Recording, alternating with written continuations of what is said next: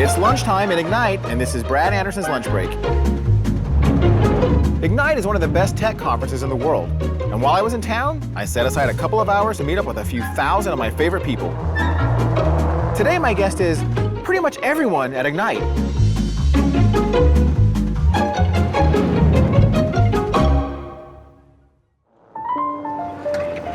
Jump in, John. Good, how are you doing? What's up? What's on your mind? Nothing. I don't even know who you are.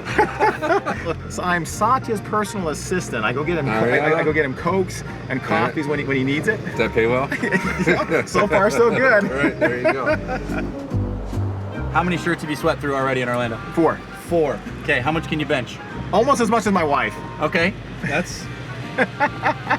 She sounds strong. She is. So we've all had those horror stories in SMS and Config Manager. What's your horror story? What's my horror story? Oh, good question. Okay, when we were building SMS 2003, we made a mistake in how we were using Active Directory. We took the entire company down. Wow. Nobody could authenticate because we did a denial of service attack on Azure or on Active Directory. Okay. What are some of your top recommended books? What do you like? Ooh, yeah. So first of all, I just finished reading Satya's book. I really recommend I just submitted a request for that in my local library today. It's unbelievably direct and it's unbelievably genuine. What does your work week look like? How many hours are you actually putting in? Yeah, okay. Yeah, I gotta tell you right now, my work-life balance is the best it's ever been in my career. Really? Yeah. You know, so first of all, I'm an early riser. I get up at 4:30 in the morning. I'm at the gym by 5:30, into the office at 8. Right. And then for me, you know, I work 8 to 6. I usually don't take lunch. Yeah. I leave at 6 because I think it's important to have dinner with my family. Moving in heavily into EMS and obviously the new 365 space.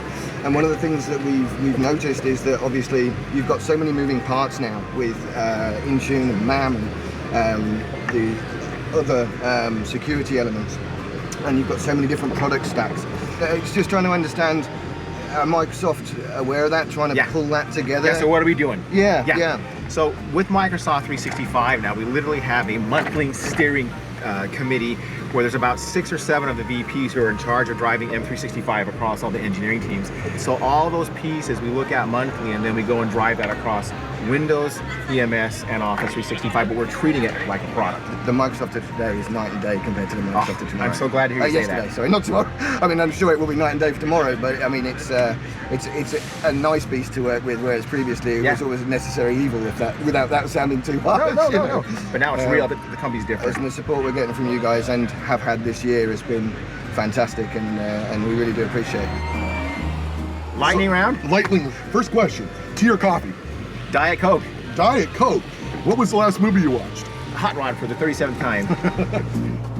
So I think with OneDrive, I think one of the things you can talk with the customers, the decision makers, is the new capabilities that we have where you can actually like go back to a last known good actually protects you from ransomware. And so go talk about the fact that if your files are in OneDrive for Business, you're actually protected from the ransomware. Yep. That should drive OneDrive for Business. It's amazing how often people still seem to be uninformed at how secure it is, and they still want to use their on-premises tools. Who has a better car, you or your wife? My wife. Yeah, she drives the Tesla. When I'm good, she lets me drive it on the weekends. Give us a ride to the Hilton for $10. We're late to the meeting. Seriously, no jokes. No jokes. Do you mind? No, we're filming right here. Oh, you're filming? Yeah. You know where With the Sky Ridge over the bridge. Is the Hilton over there? I don't know, that's the Hyatt. I don't know where the Hilton is. Did you hear that, Ben? How do you do the work-life balance thing? As a dad, as a granddad, as a senior VP for Microsoft, how do you do that? What advice do you have for somebody like me who has twins and a 2-year-old at home? Biggest thing is you got to learn to say no. Say no. You have to know what to say yes to, what to say no to, and then like for me, eating dinner with my children is one of the most important things that I do. So get home and have dinner with your family. What do you believe would be the most important soft skill for an IT pro to have to drive cloud adoption? So there's a couple of things. One, I tell people when I go talk to universities, you're always selling. Yeah. And so I think the ability to be able to communicate and to be able to articulate a story on how an idea that you have think is going to enhance the company, is going to enhance the user experience. You have to be able to articulate a clear story to your managers, to your peers, to the people that you're delivering the service to. So I think the number one thing that you can do from a soft skill is be a great storyteller. So what was your favorite session here so far, other than mine? Other than yours. You are strongly confident that I watched yours. Who is Ben Hawken? I don't know, this weird guy who comes with the ideas of me driving around in cars. Has he ever infiltrated your Twitter account, to your knowledge? He has the password to my Twitter account. He's the only person that has the password to my Twitter account. So did you steal Anderson Cooper's Twitter account, or did he steal yours? Yeah. It took us multiple years to negotiate that one with Twitter. Fair. Look, a guy like me who's late 40s, what advice do you have for, you know, how to kind of find your niche these days in the new world? What I've always believed is, see if you can identify what that trend that's going to happen in the market that is just unstoppable, and then go get good at that and try to get in on that early. So right now, everything's going to move to the cloud, everything. So how fast can you become that individual that understands how to help organizations move to the cloud, how to lead your organization to move to the cloud?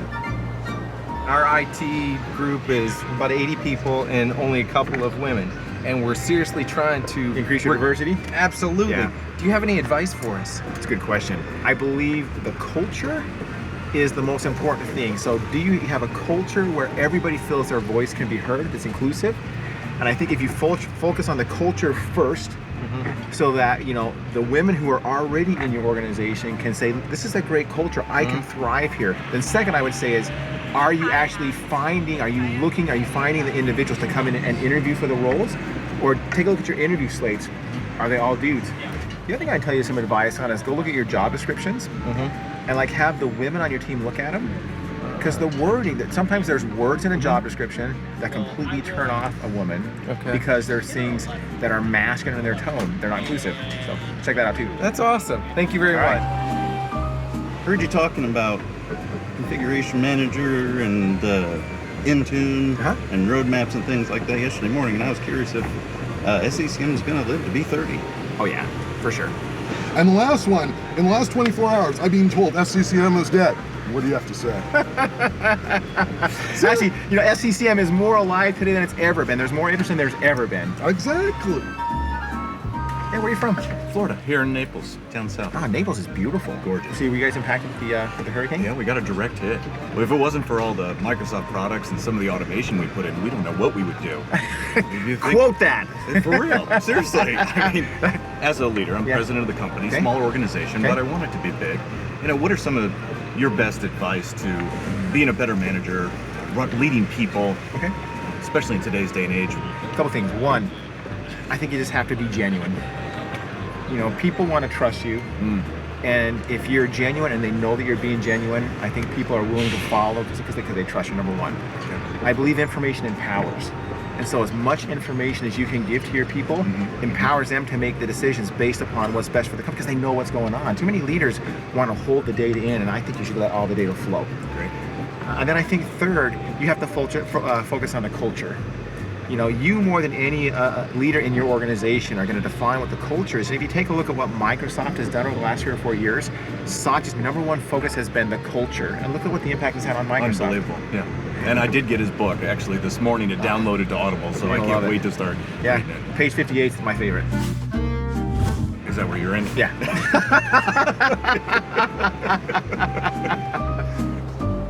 Where are you from?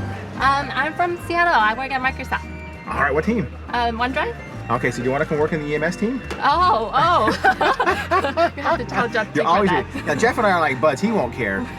He would say Brad's team's better. Oh. Hi. I was wondering what's your top productivity tips and tricks?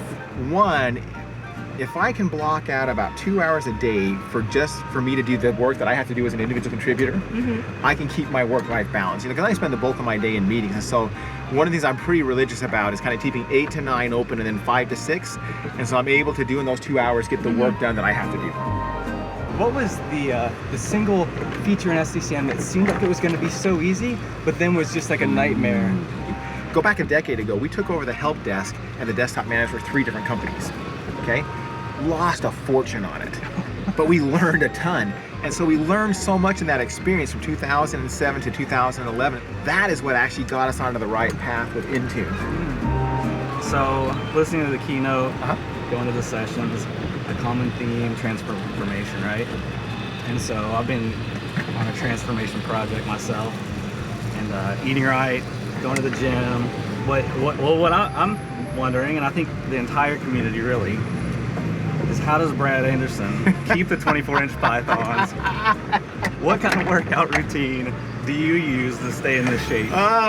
So if you go back a few years ago, go back to 2010, I dropped 50 pounds. Wow, yeah. Okay? Yeah, I was a fat dude. Yeah, I'm at 60 so far, and I'm still... You've dropped 60 pounds? Yeah, since Dude, January. like right here, Yeah. man. Holy cow, yeah. that's a transformation. Exactly, yeah. Are you planning on taking lunch break to the next height, next level, like carpool karaoke? Only if I can get a piano in the car.